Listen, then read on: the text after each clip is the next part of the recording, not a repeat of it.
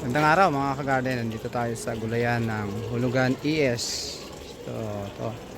Naka-maximize talaga yung space nila. Malit lang din. Ito mga tanim ay pechay, talong, matis, sitaw. Tapos dito meron silang alaisdaan. Tata mga isda. May isa lang pala isda, mga tilapia.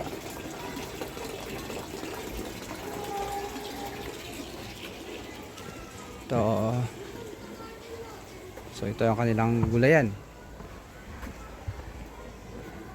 Ito naman ang compost pit. So, pechay. Ito naman ay patola. Gabi yun nasa dulo. Ito kanilang mga malunggay. So meron din silang pato. Yan, pato rin sila.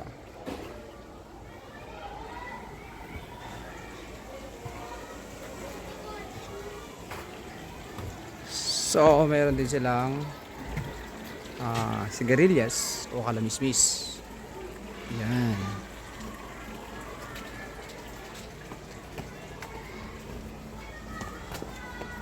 Meron din silang okra.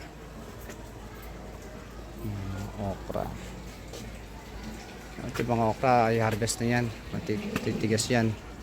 Meron silang gabi. Yan. Lamansi. Palaya. Saluyot.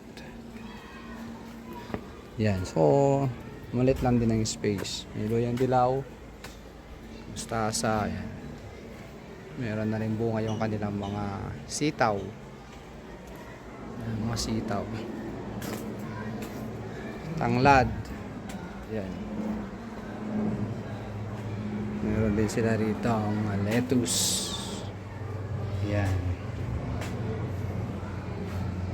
So ito ang gulayan. Isa sa lighthouse sa Cavite Province. So, ito malaki na to. Ano yan? Adjust. Adjust po yan. So ito yung kanilang seed bank. Kung saan nakalagay yung mga seeds.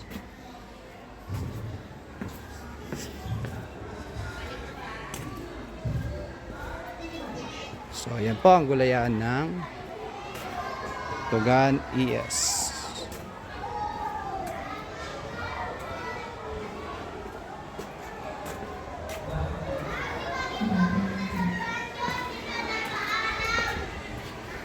So, yan ba? Thank you.